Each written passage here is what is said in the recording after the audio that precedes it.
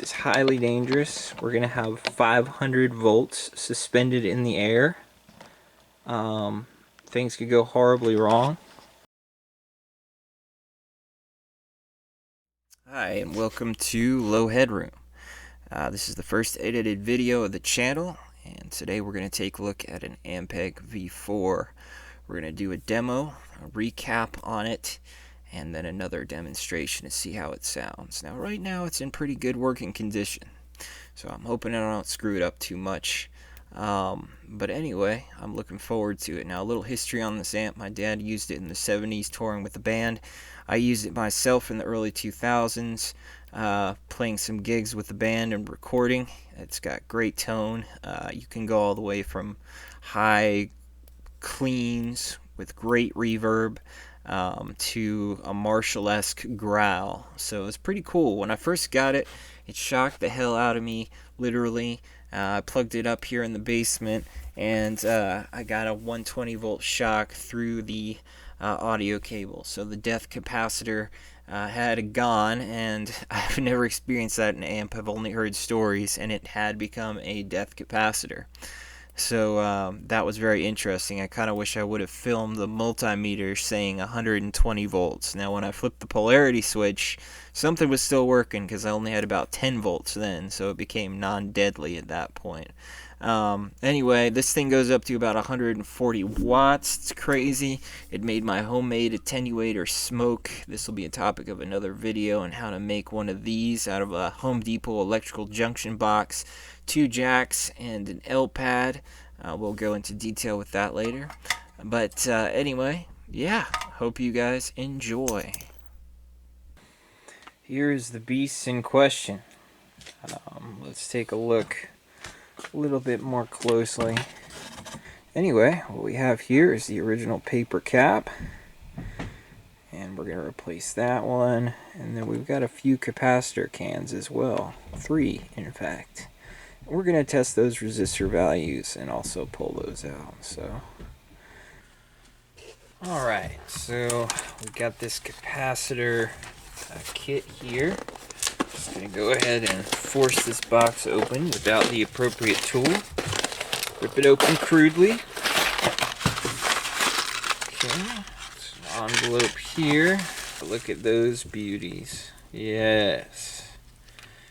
Okay, and it looks like there's even some like rubber insulating material around those, because I know a couple of the folks that have done this job or a similar job have actually gotten shocked by holding the or touching the outer enclosure of the capacitor can.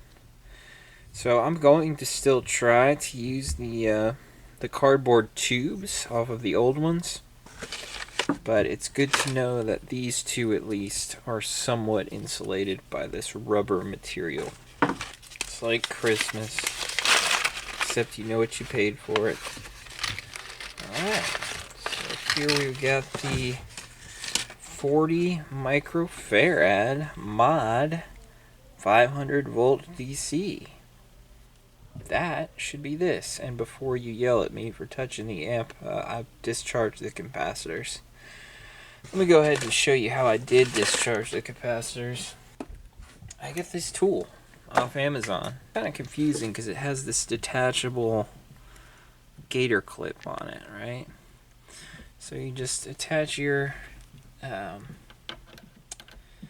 attach it to ground and touch the appropriate capacitor terminal, and it drains to ground. And this thing works great. And and it's even got a discharge light, so the light turns on if there's a charge or not. How cool is that? That is so cool. I just noticed the light. Anyway, go to Amazon and pick one of those up, man. Or, you know, either that or make a resistor gator clip combo of your choice. But all it is a gator clip and a resistor. That's what I was looking for when I'm a beginner at this. So when I was looking for this, I didn't realize it's just a resistor and a gator clip. Of course, this also keeps you from getting shocked. So I like it. I like it a lot. Okay, there's the 40 microfarad 500 volt DC, which will go right there. Capacitor brackets, would you call those? I'm not going to change the capacitor brackets. I'm going to try to keep the old ones in because I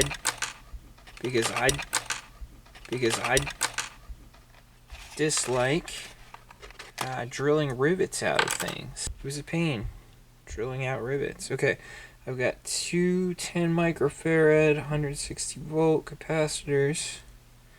Great. And then I've got some resistors and some hardware. So, jeez.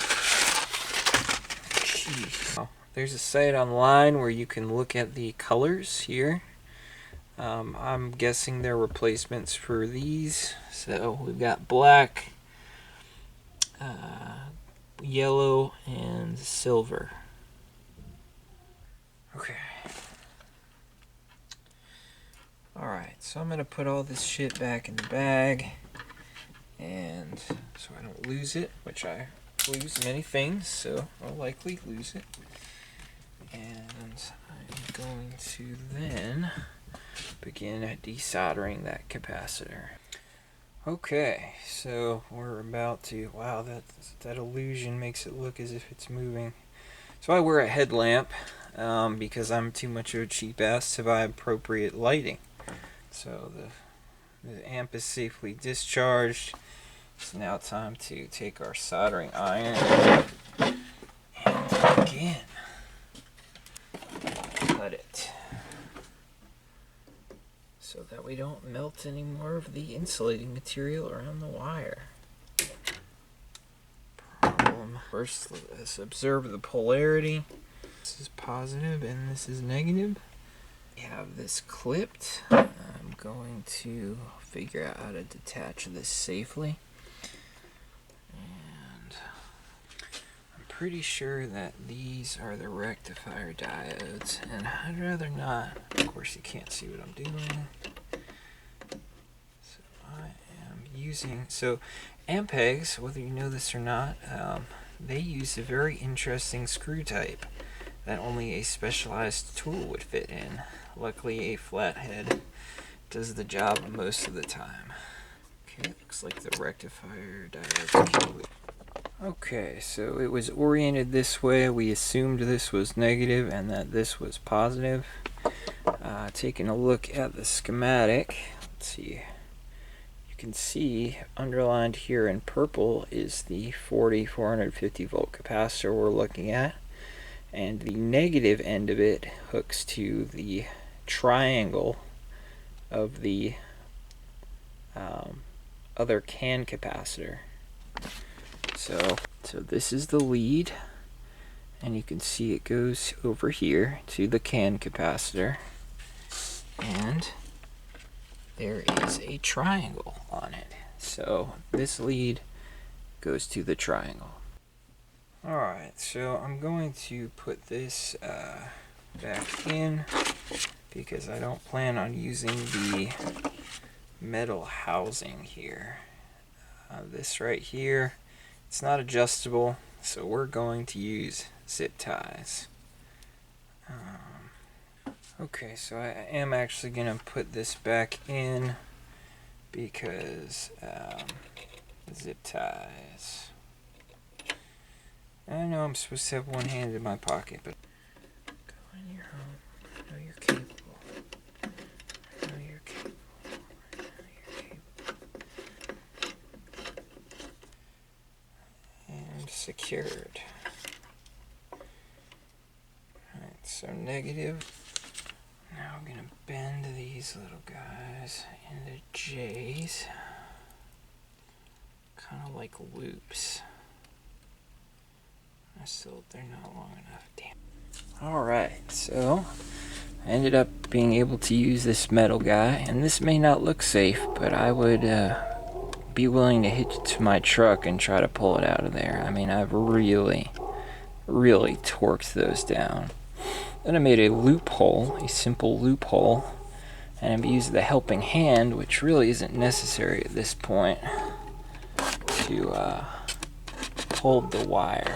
But I'm just gonna put that. Now the helping hand, in case you're wondering, is on a foam board suspended over the chassis. Alright, so let's solder this thing into place. The iron. Gonna touch the work. Let the heat conduct on the work. And let the solder be drawn to the heat on the work. And try to avoid. That was nice. There's a nice looking connection. So, alright, well, we got this beautiful neon zip ties here. And we're cutting the unnecessarily wire leads safely.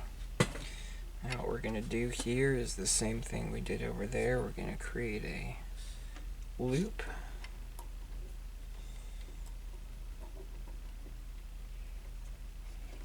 There's my loop. Oh, your loop is so beautiful. Alright, very nice.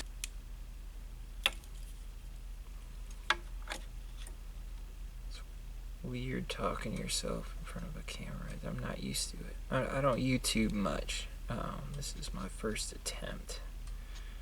We'll see how it works. Oh, so beautiful.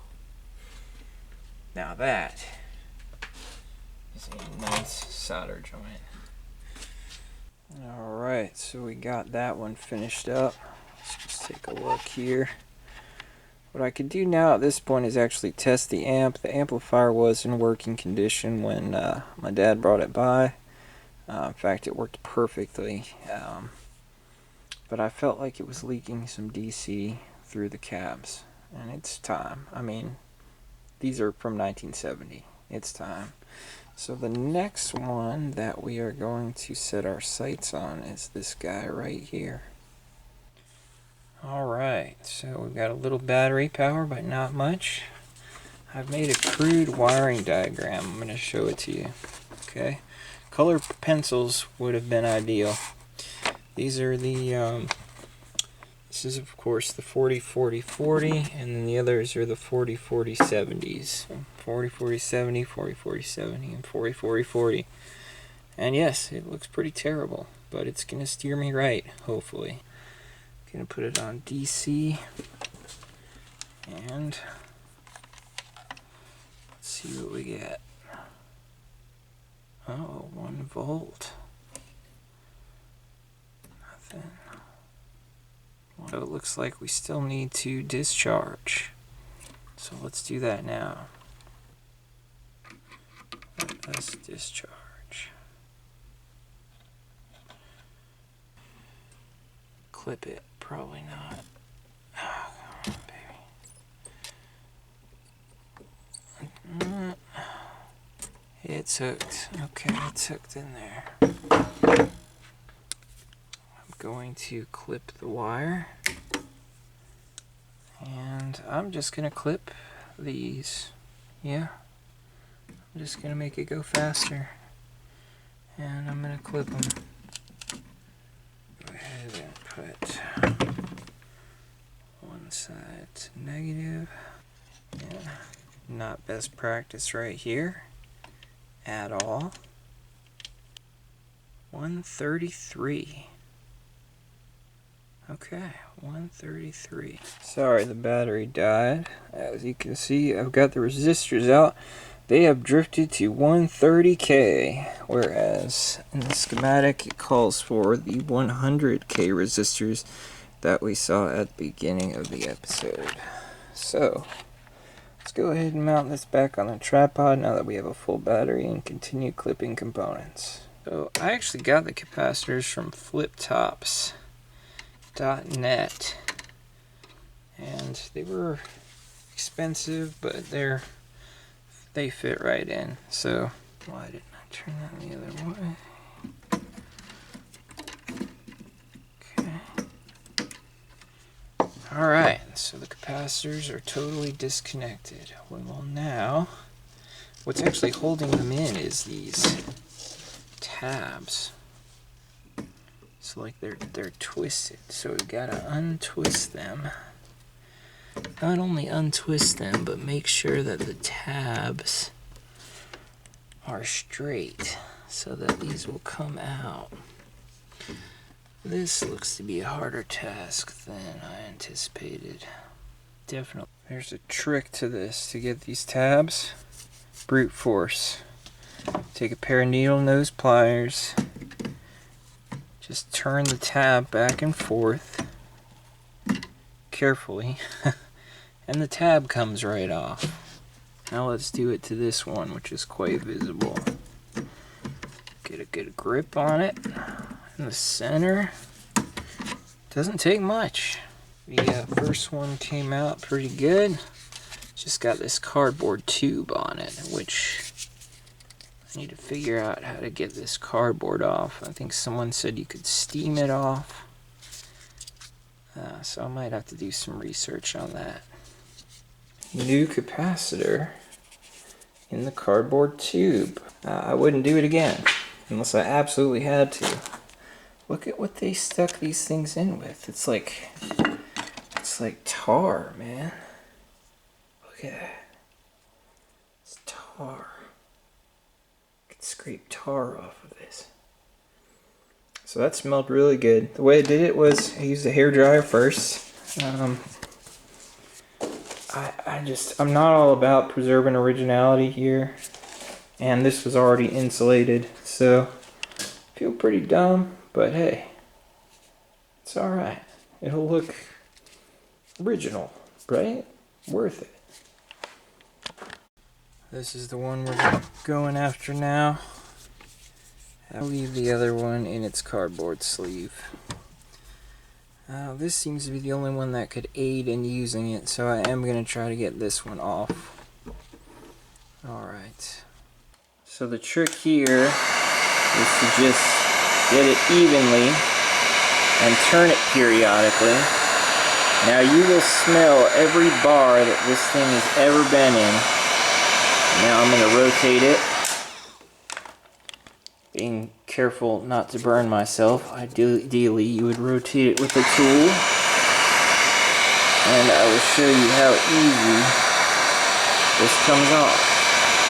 This one required much more coercion. But it still looks cleaner than the other one I did, but I'm not going to use it. The 40-40-40 is the one that matters. That's the one we got. And we stuffed another one anyway. So, but yeah, heat gun. Just make sure you cook it a long time, and don't breathe the fumes in, needless to say, because you'll smell every bar, every home. I mean, some weird smells came off this thing. I think I smelled every place my dad lived since 1970. It was weird, man.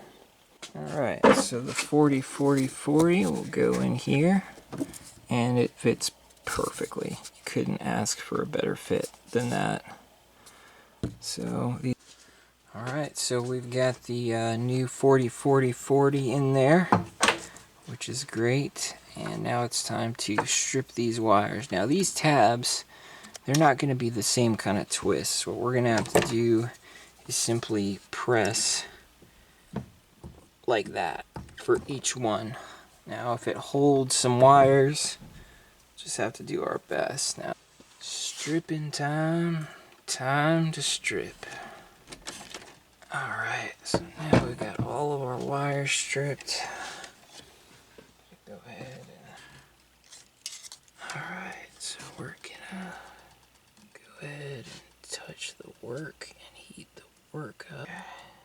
That looks like a good solder joint right there. Yep. Let's go ahead and get these out of the way. Let's see if we can solder this from the back at this angle. I don't know that we can.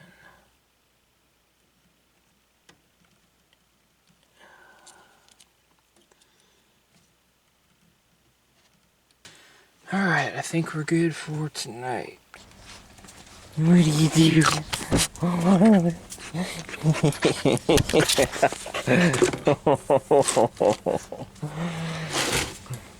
Come on. Alright, so we are going to resume by taking a look at the sketch that I did. By the way, it's another day here. We're going to try to twist this one. So I feel like flip tops wouldn't have engineered something. Yeah, that works so much better. Alright, so we've twisted these guys here. We're looking at our drawing. And how do I not have it oriented the correct way? What the f... Oh, this is not good. This is not good because these don't seem like they'd be able to handle a lot. Unreal. I don't even know how that happened.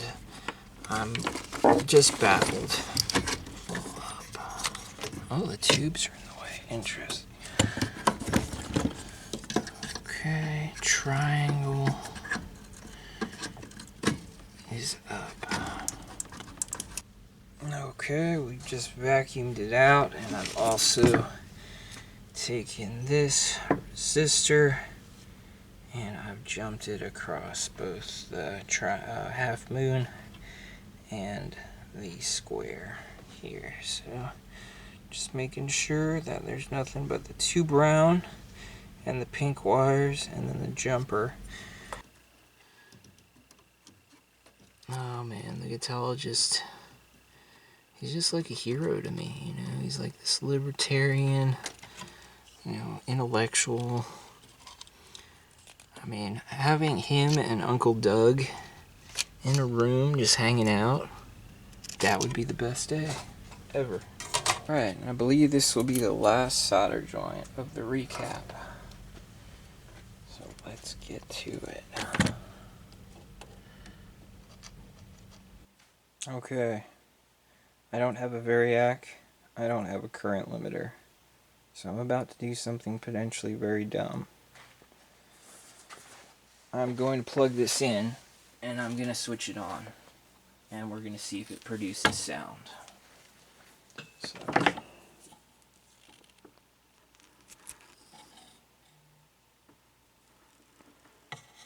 no smoke. I'm going to keep this handy so that I can disconnect if need be. Here we go.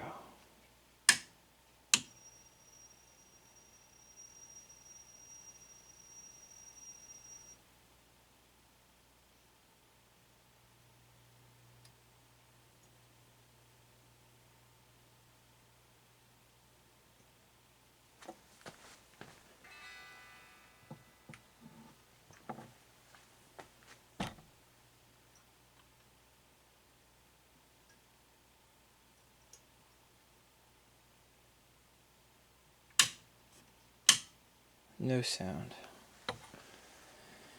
Not good.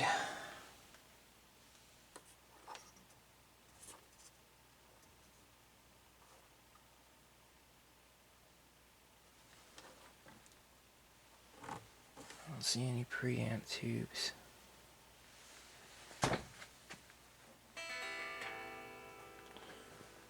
Alright. We will try put one.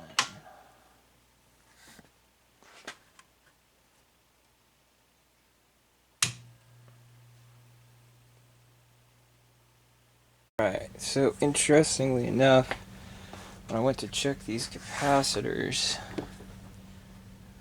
there's no voltage, so we're going to do a little voltage test.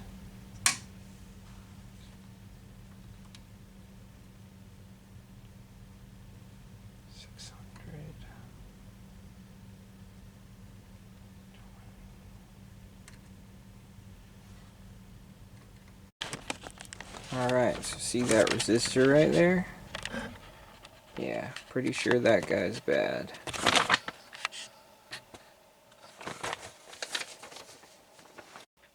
Okay, so what I have here suspended in the air are 3 resistors.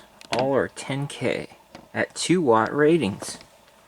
Now the resistor that I think is bad, this one here, that's a 3K resistor at 5 watts. Okay, I don't have any 5-watt resistors, but if you run resistors in parallel, the wattage adds up. And if you do the math on what the ohms come to, 3.33333. So this is highly dangerous. We're going to have 500 volts suspended in the air. Things could go horribly wrong. We've got 2 gator clips down here on the points that are nearly touching one another. So probably try to get that a little better before we go ahead and dive in. The goal here is to be very delicate and I'm going to test the ohms here to make sure that the resistance is correct between those points. And then without a current limiter, we're going to do the dumbest shit we could possibly do and fire it up. So I should get 3.3 here. And I do. Okay. So 500 volts suspended in the air. Put my meter on DC. Let's see if this baby comes to life. This is such a bad idea. Do not do this at home. Do not do this anywhere. This is when determination meets stubbornness. Okay. The amp is now plugged in. And I'm going to power it on.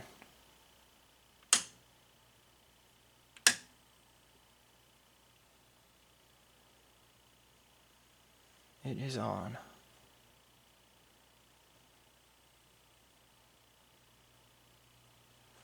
I hear something. Look at that.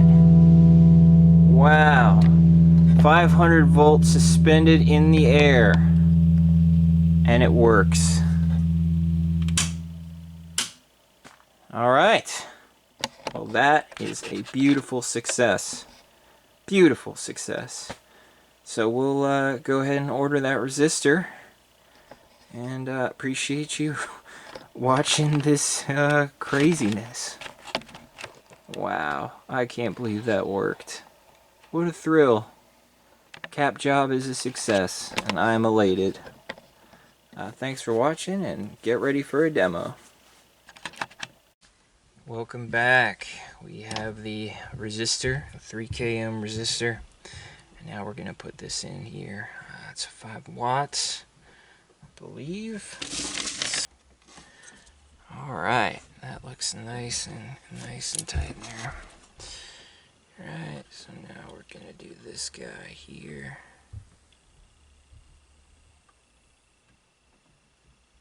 Almost. Alright, time for the sound test.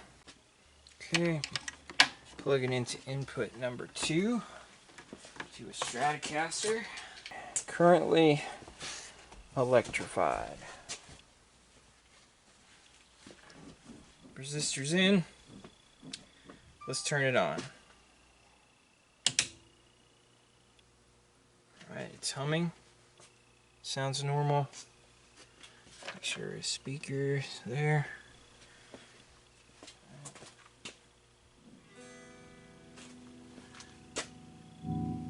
We have sound.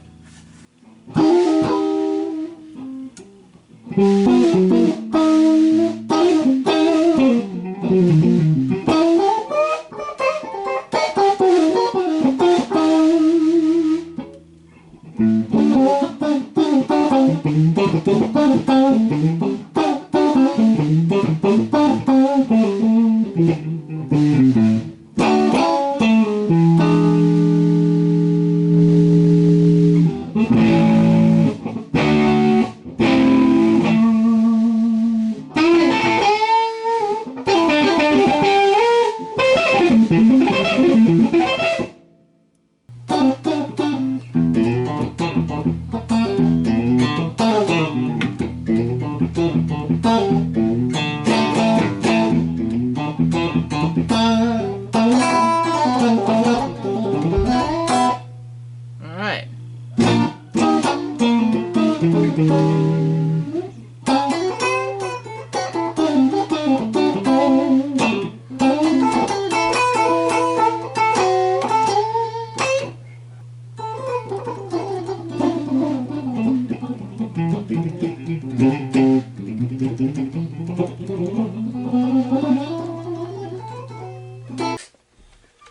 Success, success, success.